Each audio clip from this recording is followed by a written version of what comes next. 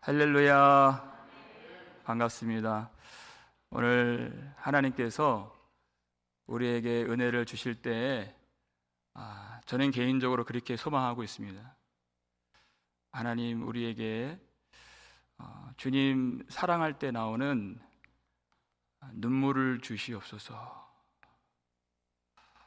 이 땅을 품고 또 교회를 품고 십자가를 붙들고 다시 하나님 앞에 애통할 수 있는 주님의 마음을 내려 주옵소서.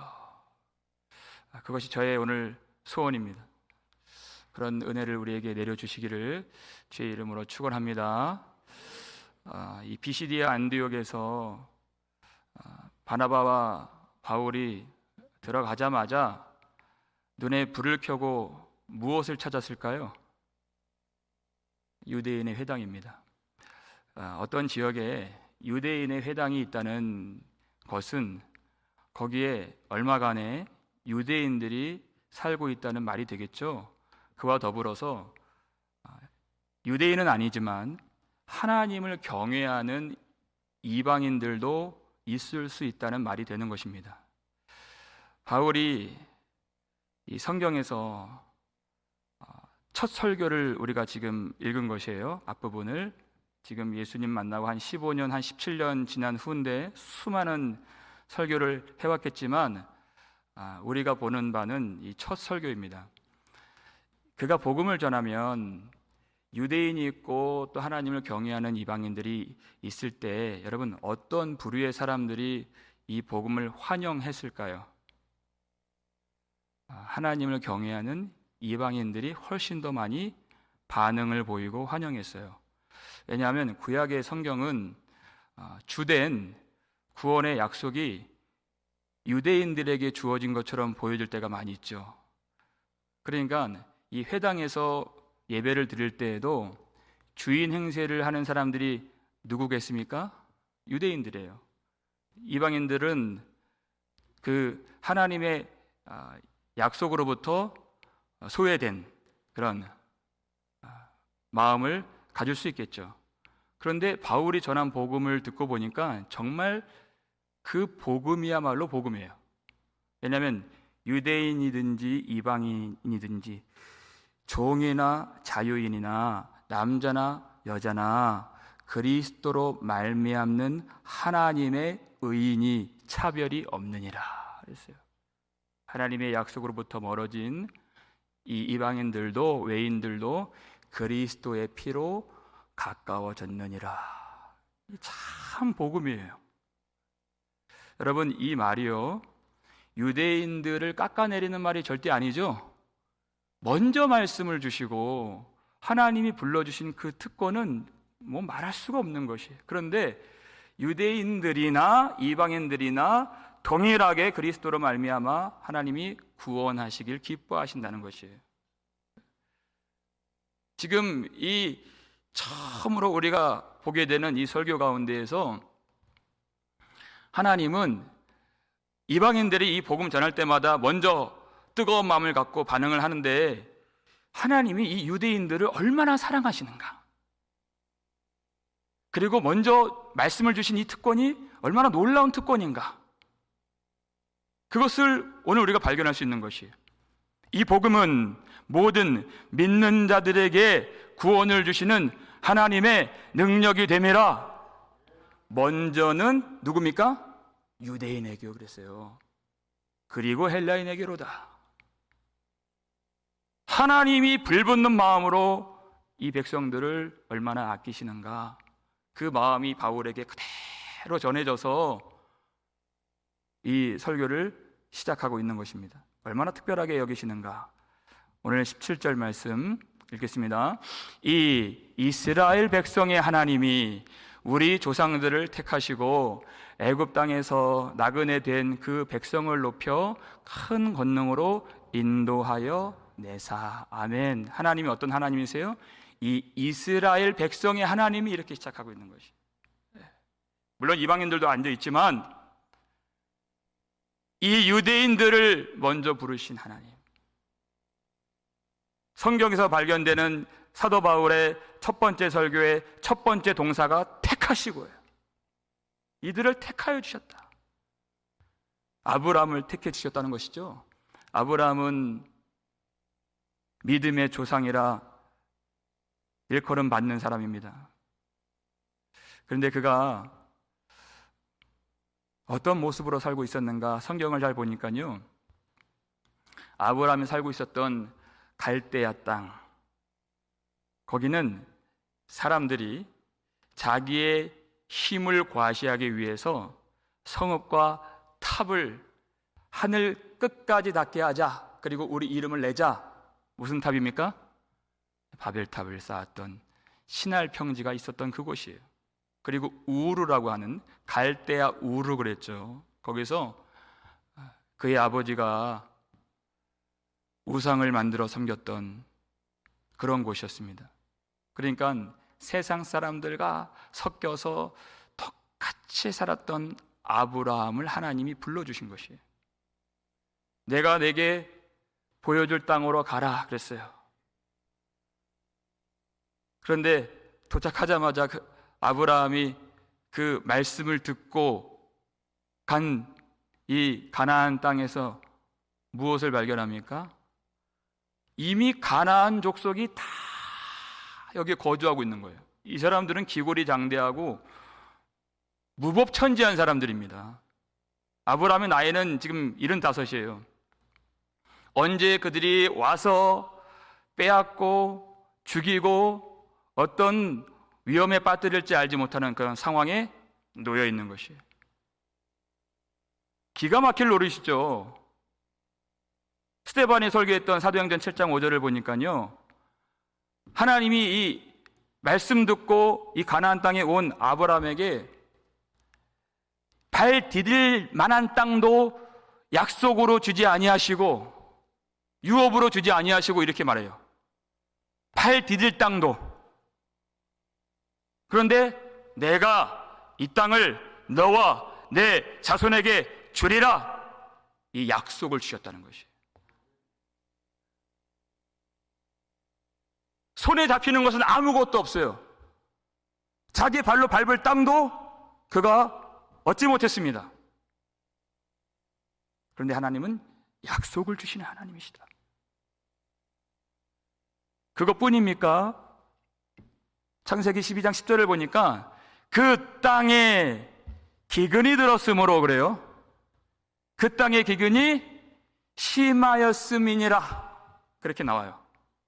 여러분, 안 그래도 이 가나안 주민들이 노려보고 있는데 기근이 들면 어떤 상황이 될까요? 요즘 뉴스 보니까 이 남아공 요하네스버그, 제가 거기 좀 있다 왔는데 난리가 났어요. 이 코로나 바이러스로 통제가 심해지고 나라가 좀 불안정하게 되니까 거기 뭐 이제는 법도 없습니다. 사람들이 다 약탈하고 불지르고 폭동을 일으키고 막을 수가 없는 거예요. 그런 상황이 지금 이 가나안 땅에 벌어진 것입니다. 기근이 심하게 일어났어요. 그러니까 어쩔 수 없이 남방으로 밀려가서 애굽까지 가죠. 애굽은 안전한 땅입니까? 가자마자 아내를 잃었습니다. 빼앗길 수밖에 없는, 가나안 땅이든 애굽 땅이든 그의 힘으로 살 수가 없는 것이에요. 그런데 그가 목도한 바가 있습니다. 창세기 12장 17절 말씀 읽겠습니다. 여호와께서 아브라함의 아내 사레의 일로 바로와 그 집에 큰 재앙을 내리신지라. 아멘. 그는 힘이 없었어요. 그런데 세상보다 크신 하나님의 권능을 그가 경험하게 된 것입니다. 이스라엘 백성들이 애굽에서 그의 후손들이 똑같은 일을 경험하는 것이, 요셉을 알지 못하는 이 바로 왕이 새롭게 왕이 되자 이 백성들에게 큰 짐을 지우고 노역을 시키는 거예요. 얼마나 괴롭게 하는지 말로 다 할 수 없어요. 여러분, 우리 상식적으로는 그 땅이 괴롭다 그러면은 거기서 빠져나가고 싶은 싶은 생각이 들 것 같은데 그렇지 않더라는 거예요. 그것이 무서워요. 그들은 빠져나갈 힘도 없었고 그럴 생각도 없었고 의지도 없었고 약속을 잊어버렸습니다. 약속을 잊었다는 것은 하나님을 잊었다는 것이에요. 그런데 하나님이 그 약속을 기억하시는 것이에요. 출애굽기 6장 6절 7절을 볼까요? 읽겠습니다. 그러므로 이스라엘 자손에게 말하기를 나는 여호와라. 내가 애굽 사람의 무거운 짐 밑에서 너희를 빼내어 그들의 노역에서 너희를 건지며 편팔과 여러 큰 심판들로서 너희를 속량하여 너희를 내 백성으로 삼고 나는 너희의 하나님이 되리니 나는 애굽 사람의 무거운 짐 밑에서 너희를 빼낸 너희의 하나님 여호와인 줄 너희가 알지라. 아멘. 하나님이 이 백성들을 잊지 아니하시고 언약을 기억하시고 내가 너희를 빼내어 주리라, 너희를 건져내리라, 너희를 속량하여 주리라 그랬어요. 여러분, 모세를 통해서 이 하나님의 말씀을 들을 때 얼마나 마음이 감격스러워졌겠어요. 근데 실상은 그렇지 못했다는 것이에요. 9절 말씀 볼까요? 읽겠습니다. 모세가 이와 같이 이스라엘 자손에게 전하나 그들이 마음의 상함과 가혹한 노역으로 말미암아 모세의 말을 듣지 아니하였더라. 이렇게 된 거예요. 여러분, 하나님의 말씀을 모세를 통해서 들었는데도 그들의 마음의 상함과 가혹한 노역으로 말미암아. 왜 말씀이 안 들립니까? 그 가혹한 노역으로 말미암아 그들이 겪고 있는 고된 현실만 보이는 거예요. 상황만 보이는 거예요. 그러니까 하나님의 약속의 말씀이 들리지 않아요. 여러분, 이 전장에서 보면요, 모세가 기적을 행했을 때에는 그들이 믿었다 그랬어요. 그리고 하나님께 경배도 드렸습니다. 마음이 뜨거워졌어요. 그런데 다시 고된 노역이 가해지고 바로의 채찍이 가해지니까 말씀이 싹 사라지는 거예요. 이렇게 믿음이 없는 것입니다. 여러분, 지금 하나님은요, 애굽의 바로와 싸우시는 것이 아니에요. 바로가 상대나 되겠습니까? 이스라엘 백성들의 그 불신앙, 하나님을 알지 못하는 그 무지함, 말씀이 마음에 들어가지 않는 그 마음의 완악함, 그것과 주님이 지금 싸우고 계시는 것이에요.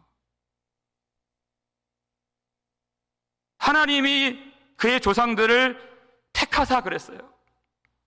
믿음이 있습니까? 아니에요. 믿음이 있어서 택하신 것이 아니에요. 하나님이 전적인 은혜로 이 구원의 역사를 시작하셨다는 것입니다.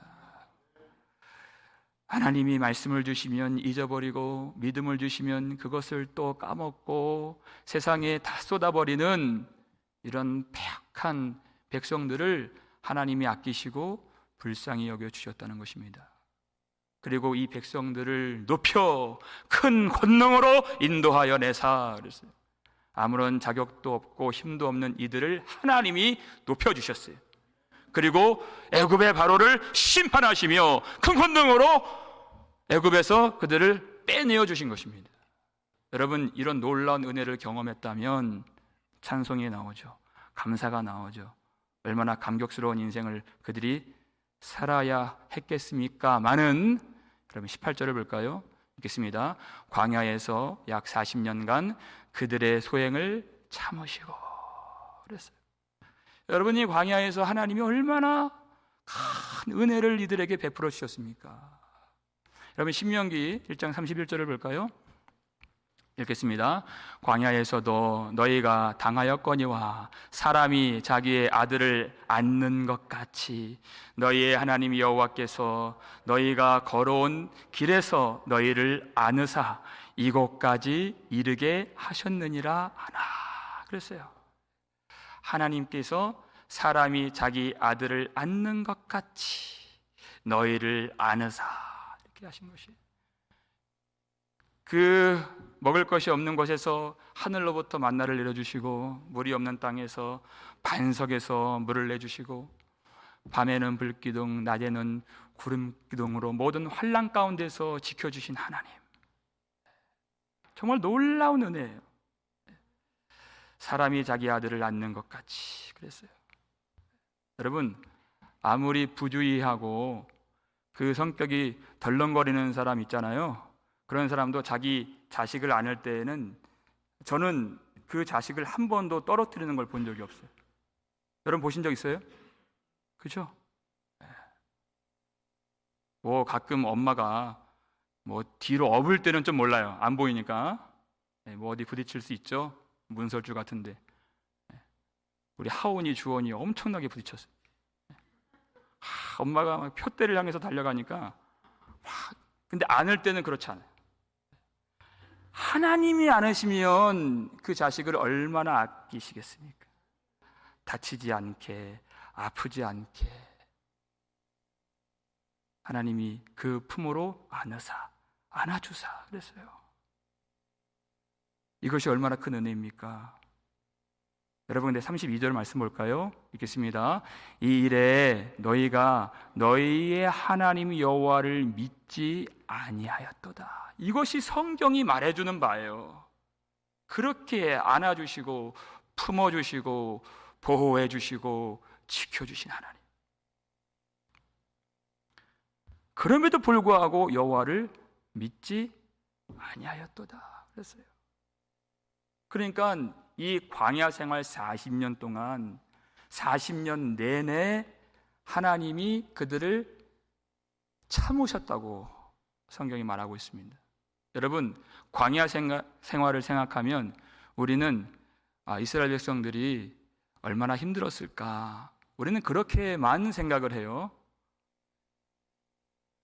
우리는 거기까지밖에 생각 못해요.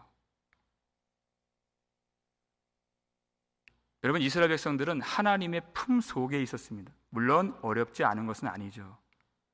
그런데 하나님은 광야 생활보다 더 혹독한 이스라엘 백성들의 불신앙을 참으셔야 했습니다. 그들의 불평과 그들의 원망과 그들의 죄를 40년간 하나님이 참으신 것이, 우리는 광야 같은 세상 속에서 내가 당한 어려움만 골똘히 생각을 해요. 하나님이 어떤 마음이신가 우리 알지 못한다는 것입니다. 광야 같은 인생은 하나님이 참으시는 기간이라는 것이에요. 우리가 무엇을 참겠습니까? 우리는 먹고 싶으면 먹고, 자고 싶으면 자고, 말하고 싶으면 말하고, 내가 가고 싶으면 가고, 우리 뭘 참았어요? 우리 많이 참지 않습니다. 하나님은 이 백성들을 약속의 땅으로 인도하시기 위하여 40년간 하나님은 그들의 불신앙과 그들의 완악함과 불순종을 참아내셨다는 것이에요. 그럼에도 불구하고 주님은 하나님의 약속을 기억하시고 이 백성들을 약속의 땅으로 인도해 주신 것입니다. 19절 말씀을 볼까요? 읽겠습니다. 가나안 땅 7 족속을 멸하사 그 땅을 기업으로 주시기까지 약 450년간이라. 아멘. 그랬어요. 여러분, 이 가나안 땅에 들어가니까요, 거기는 아주 높고 두터운 성들이 있었고, 그리고 성경 보니까 거기는 이미 군사들이 다 진을 치고 있었고, 그들은 아주 기울이 장대했고 철병거를 갖고 있었다 그랬어요. 이스라엘 백성들에게는 성이 없었습니다. 무기가 없었습니다. 철병거가 없었어요. 오직 하나님 한 분이 그들과 동행해 주셨다는 것이에요. 그러니까 가나안 땅 7 족속을 하나님이 홀로 멸하시고 그 땅을 기업으로 주셨다는 것이에요. 하나님이 아브라함에게 주셨던 그 말씀, 그 약속, 내가 이 땅을 너에게 주어 소유로 삼게 하리라. 이 말씀을 하나님이 그대로 이루셨어요. 몇 년 전의 약속입니까? 450년 전의 약속입니다. 여러분, 시간이 좀 지나가면 사람은 그 약속을 잊어버려요. 그렇게 뜨거운 마음으로 말씀을 받았는데 이 한 주간 이 험악한 세상에서 그 고된 생활을 겪으면서 그 마음이 온데간데 없이 사라져요. 그렇게 눈물을 흘리면서 결단하고 회개하고 주님께 울며 불며 은혜를 구했던 그런 마음들이 싹 사라져요. 약속을 잊는다는 것은 하나님을 잊어버린다는 것입니다.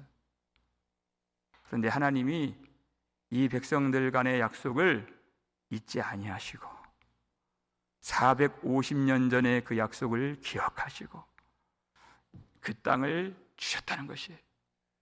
사람들은 뜨거운 마음을 몇 날 품지 못합니다. 몇 달 가지 않습니다. 오래 가야 몇 년입니다. 그런데 450년간 그리고 그 이후로 영원토록 하나님은 그 약속을 잊지 아니하신 하나님이시다. 여러분, 하나님이 이 언약을 성취하시는 신실하신 하나님이시다. 이것을 그들의 발로 이 땅을 밟으면서 그들은 경험하면서 살고 있어요. 젖과 꿀이 흐르는 땅을 그들이 누리고 있다는 것이에요. 그런데 참 놀라운 것은 그들의 영혼과 그들의 믿음이 마치 더운 날에 꺼내놓은 음식물처럼 부패해 가고 썩어져 가고 있었다는 것입니다. 그 시대가 사사시대예요. 다 자기 소견에 옳은 대로 자기 눈에 보기 좋을 대로만 행하여서 하나님을 찾지 않습니다. 여러분, 사사시대 동안에 하나님의 마음을 단 한 번이라도 시원스럽게 해드린 적이 있었습니까? 없어요. 그래서 위기를 만나고 고통을 만나면 그럼에도 불구하고 하나님이 구원자로서의 사사를 보내주셨다는 것이에요. 하나님이 사사를 주셨더니 그러잖아요, 성경에. 그 중에 최고의 사사는 사무엘이었습니다. 그렇죠. 하나님의 마음을 아는 사람이었어요. 이 백성들이 하나님께로 돌이키는 그 일을 위해서 나는 결단코 하나님 앞에서 이 백성들을 위해 기도하는 것을 쉬는 죄를 범하지 아니하리라. 그리고 신실하게 말씀을 전했던 이 사무엘 선지자가 있었죠. 마지막 사사였습니다. 왜 마지막인가? 사람들은 이 사무엘 선지자를 원하지 아니하고 그들이 왕을 구했다는 것이에요. 오늘 성경에 나오죠. 21절에 그들이 왕을 구하거늘 그랬어요. 여러분, 왕을 구했다는 것이 무슨 의미입니까? 여러분, 왕을 구했다는 것은 우리의 힘으로 대적을 이기고 우리의 힘으로 부를 이루고 우리의 힘으로 번영을 이룰 그런 왕을 달라는 것입니다. 하나님의 힘으로가 아닌 이제는 우리의 힘과 우리의 가치, 사람의 능력과 사람의 통치로서 내가 좀 떳떳하고 내가 좀 자랑스럽고 내가 무엇인가 이룰 수 있는 그런 사람 왕을 달라는 것이에요. 예전에는 사람의 힘을 과시하고자 하늘 끝까지 닿게 하여 우리의 이름을 내게 하자 했던 그 바벨탑을 저 강 건너 갈대아 시날 평지에 세웠다면 이제는 이 백성들이 그 바벨탑을 약속의 땅 한가운데에 세우길 원했다는 것이에요. 그 바벨탑과 같은 존재가 사울입니다. 자기의 영광과 자기의 힘과 자기의 이름을 위하여서 그러니까 그것을 너무나도 아파했던 이 사무엘에게 하나님 뭐라고 말씀하세요? 그들이 너를 버림이 아니요 나를 버려 자기들의 왕이 되지 못하게 하였느니라. 왕을 그들이 구했다는 것은 하나님을 버렸다는 것이라는 것이에요. 여러분, 사울 왕이라고 하는 그 존재는 그야말로 왕입니다. 그들이 구한 왕이에요. 그들의 대표라는 것입니다. 그리고 그들의 소망의 결정체가 되었다는 것이에요. 그러니까 모든 이스라엘 백성들의 불신앙의 형상이 바로 사울이고, 이스라엘 백성들의 욕망의 실상이 사울이라는 것이에요. 그러니까 사울 속에는 모든 이스라엘 백성들의 믿음 없음이 다 녹아져 있는 것입니다. 그런데 여러분, 이 설교를 하고 있는 사람이 누구죠? 바울입니다. 바울이 로마식 이름이 바울이죠. 이 히브리식 이름이 사울이에요. 바울은 지금 자기를 포함해서 말하고 있는 것이에요. 그래서 오늘 본문에도 베냐민 지파 기스의 아들 사울이라 이렇게 얘기한 것이에요. 사도 바울이 베냐민 지파잖아요. 그러니까 자기를 넣어서 말하고 있는 것이에요, 사도 바울은. 그러니까 예수를 만나기 전에 바울과 사울이죠. 이 사울 왕은 아주 비슷한 면이 많아요. 사울이 아말렉과의 전쟁 이후에, 오늘 새벽에 그 말씀을 전했죠. 사무엘 선지자는 하나님의 마음을 알기 때문에 온 밤을 지새워서 여호와께 부르짖었다 그랬어요. 그런데 그런 사무엘을 딱 만나자마자 사울이 뭐라고 얘기합니까? 웃으면서 당신은 여호와께 복을 받으시옵소서. 천하태평이에요. 하나님 오늘 버리셨다는데. 그러면서 하는 말이 나는 여호와의 명령을 행하였나이다. 이렇게 생각이 다를 수 있습니까? 근데 옛날에 사도 바울이 똑같이 했잖아요. 자기는 할례를 받고 이스라엘 백성들 중에서 참 이스라엘 백성이고 이스라엘 백성이 혈통을 가졌고 율법을 배웠고 율법을 준행하여서 하는 그런 자기 자랑이 가득했어요. 나는 하나님께 칭찬받을 거야. 그렇게 생각을 했단 말이에요. 그런데 주님이 뭐라고 말씀하십니까? 사울아 사울아 어찌하여 내가 나를 박해하느냐, 이렇게 말씀하신 거죠. 나는 잘한 줄 알고 명령을 지킨 줄 알고 칭찬받을 줄 알았는데 너는 어쩜 그렇게 나를 박해하느냐, 나를 찌르느냐. 그가 열심을 낼수록, 그가 열심을 다할수록 하나님을 괴롭게 하는 그 모습이 사울 왕과 이 사울이 똑같았다는 것이에요. 하나님이 심판이 선고되는 그날에 사무엘이 말해줘요. 왕이 여호와의 말씀을 버렸으므로 여호와께서도 왕을 버려 왕이 되지 못하게 하였느니라, 이렇게 얘기했어요. 하나님이 버리신 날에 그는 자기가 잘한 줄 알고 그날 갈멜에서 기념비를 세웠습니다. 자기 이름을 내고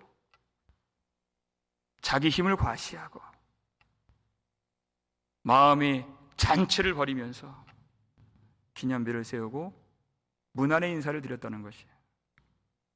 그래서 하나님이 사울을 패하셨습니다. 패하시고 그러잖아요. 사울 속에 이스라엘 백성들 전부가 들어있다 그랬어요. 그러니까 광야 40년 동안 하나님이 그들의 불순종을 참으셨던 그 기간과 사울이 왕 노릇했던 그 기간이 40년으로 똑같은 것이에요. 바울이 그걸 말하고 있는 것입니다.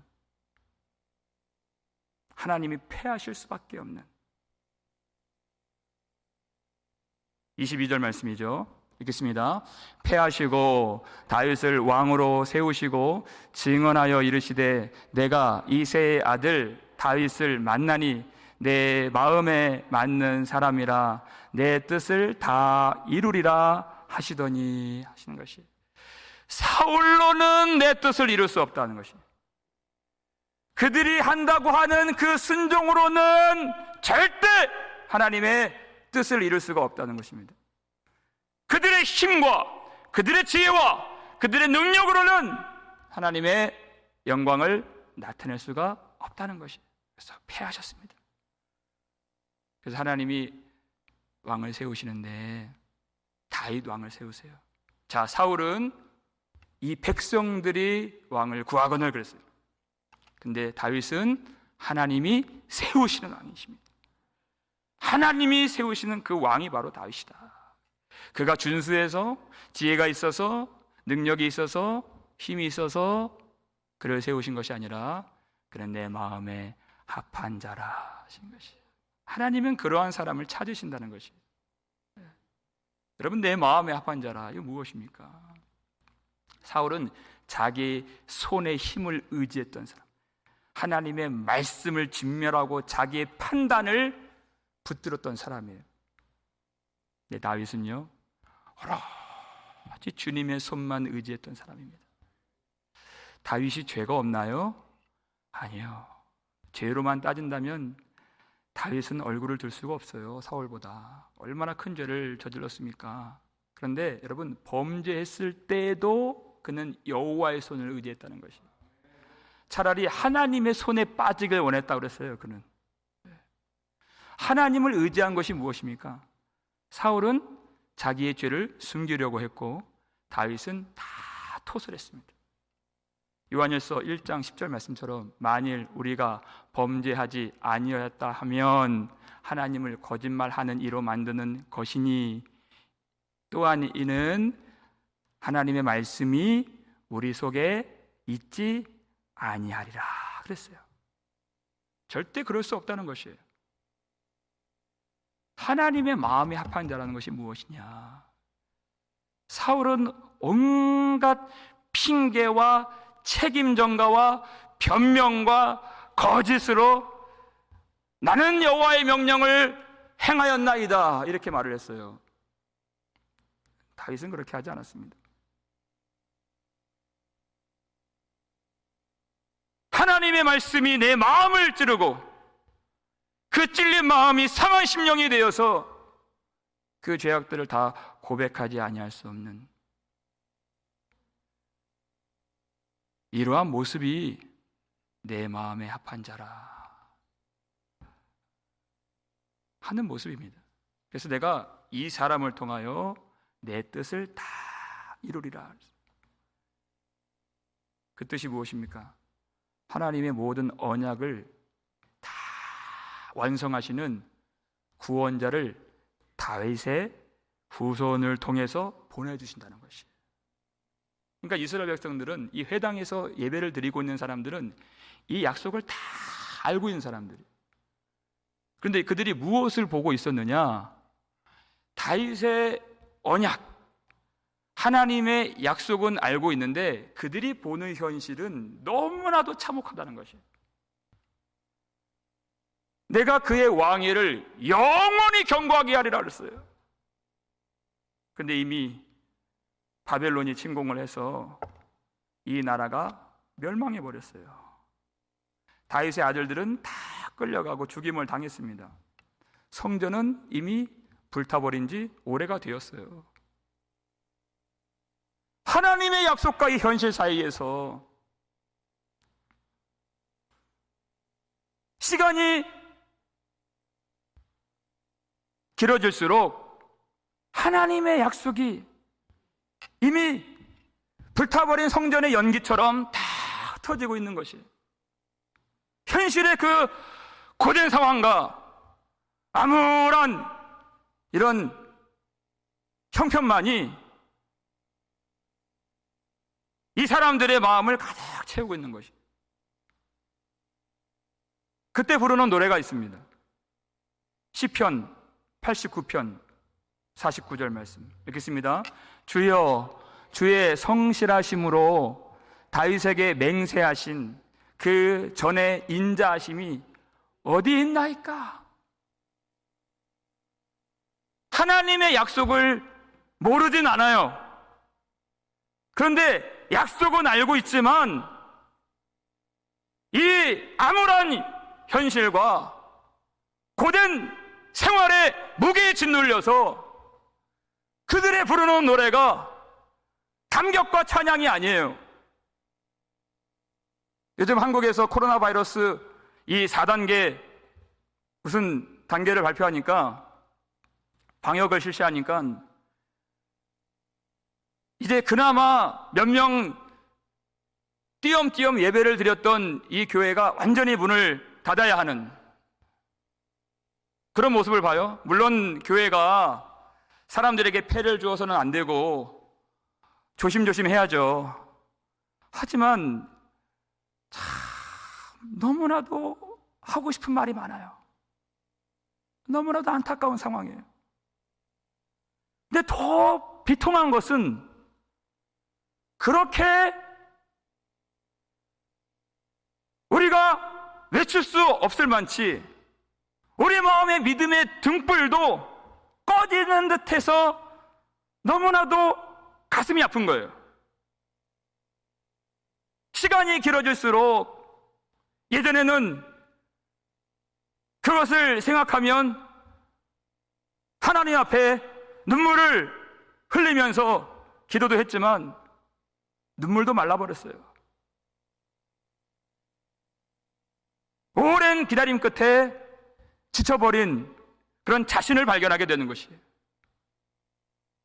그러니까 이 바벨론 포로로 끌려가고 있었던, 그리고 흩어진 나그네 생활을 했던 이 유대인들이 얼마나 그 마음이 애절했겠습니까?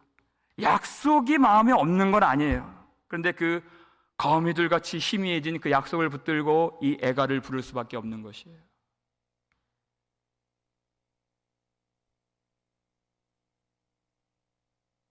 여러분, 이 비시디아 안디옥에 모여있는 이 성도들도 각자 다 사연들이 있어서 성전이 있었던 예루살렘을 떠나서 다 이 먼 곳까지 다 이주해 온 이민자들입니다. 그 속에 다윗의 약속이 있기 때문에 지금 예배를 드리고 있는 것이에요. 근데 현실은 너무나도 답답합니다. 예배를 드리지만, 말씀을 받지만 하나님의 약속이 너무나도 초라하고 작은 것처럼 느껴져요. 여러분, 지금 이 사도 바울이 말하고 있는 이 역사를 한번 되짚어 보세요. 항상 하나님이 약속을 주시지만 이 성도들이 느끼는 바는 뭔가 되는 것처럼 보여지지가 않아요. 그러니까 믿지 아니하더라, 듣지 아니하더라, 믿음이 없어요. 고된 현실의 무게가 그들의 마음을 더 짓누르는 것이에요. 그렇기 때문에 사도 바울이 이 설교 초반에서 이스라엘의 역사를 지금 펼쳐서 보여주고 있는 것이에요. 여러분, 지금 이제까지 제가 설교했던 그 사도 바울이 설교한 이 이스라엘의 역사가 7시대로 구분이 돼요. 첫 번째, 아브라함의 시대. 두 번째, 애굽의 시대. 세 번째, 광야 시대. 네 번째, 가나안 정복 시대. 다섯 번째, 사사 시대. 여섯 번째, 사울의 시대. 일곱 번째, 다윗의 시대예요. 여러분, 사도 바울이 왜 이것을 보여줍니까? 약속은 받았지만 되어지는 것은 없어 보이고, 오히려 그들의 무능력함과 그들의 불신앙만 다 발견되는 이런 역사 가운데에서 그들은 소망도 빛도 약속도 잊어버렸지만 하나님이 그 약속을 잊지 않으셨다는 것이에요. 하나님은 그 언약을 잊지 아니하시는 신실한 하나님이 싫어하는 것이에요. 하나님은 그 언약을 성취하시는 전능하신 하나님이 싫어하는 것입니다. 하나님은 지금 이 순간도 언약을 준행하시고 일하시는 성실하신 하나님이시다는 것이에요. 그 하나님을 바라보라는 것이에요. 그래서 하나님이 다윗을 통해 누구를 보내셨습니까? 오늘 마지막 23절 말씀 읽겠습니다. 하나님이 약속하신 대로 이 사람의 후손에서 이스라엘을 위하여 구주를 세우셨으니 곧 예수라. 아멘. 그랬어요. 하나님이 약속하신 대로 그랬어요. 이 사람들이 다 약속을 그래도 알고 그래도 가냘프지만 붙들기 위해서 지금 예배를 드리고 있는 것이에요. 그 약속의 성취가 바로 구주 예수 그리스도시다라는 것이에요. 이스라엘 백성들의 불신앙이 다 드러났지만 그렇기 때문에 하나님이 이스라엘을 위하여 실패하고 무지하고 무능력한 이스라엘을 위하여 구주를 세우셨으니 곧 예수라 하는 것이에요. 왜 하나님이 우리의 불순종과 우리의 그런 믿음 없음을 다 드러내십니까? 예수 그리스도가 계시기 때문이에요. 나를 의지하지 않고 내 의와 내 영광과 내 자랑의 바벨탑을 쌓는 그 자리에서 모든 사람의 탑을 주님이 폐하시고 허물어 주셔서 하나님이 세우신 구주, 하나님이 세우신 구원자 예수 그리스도를 바라보라 하는 것입니다. 왜 약속을 받았지만 손에 잡히는 것이 없습니까? 왜 두려움과 근심에 빠지는 우리 인생이 됩니까? 주님이 세우신 십자가에서 피를 흘리신 예수 그리스도를 의지하고 그 십자가를 만지라는 것이에요. 우리가 범죄할 때에도 다윗처럼 구원의 즐거움을 상실하고 마음이 죄 가운데 눌려 있을 때 하나님이 우리를 위하여 세우신 구주 예수 그리스도의 보혈을 의지하라는 것입니다. 왜 우리 인생이 막막하고 왜 그 칠흑 같은 어둠 속에서 우리가 방황할 때가 많이 있습니까? 왜 보이는 것이 없습니까? 주님이 오직 생명의 빛이 되시는 예수 그리스도를 바라보라는 것입니다. 왜 소망 없이 절망 가운데에서 이 귀한 인생을 낙심과 근심과 한탄으로 우리가 살 때가 있습니까? 오직 세상의 소망이 되시는 예수 그리스도를 의지하지 않고서는 살 수 없는 우리임을 알라 하시는 것입니다. 우리는 믿음이 있습니다. 그러나 동시에 너무나도 믿음이 없어요. 우리는 주님을 알고 있습니다. 그러나 너무나도 주님을 알지 못합니다. 우리는 주님을 사랑합니다. 그래서 예배를 드리죠. 그러나 너무나도 주님을 사랑하지 않아요. 여러분, 오늘 하나님께서 우리에게 은혜를 주셔서 사람의 모든 영광과 자랑과 불신앙을 다 폐하여 주시고 하나님이 세우신 구주 예수 그리스도를 향한 믿음만 온전하게 회복시켜 주시기를 주의 이름으로 축원합니다.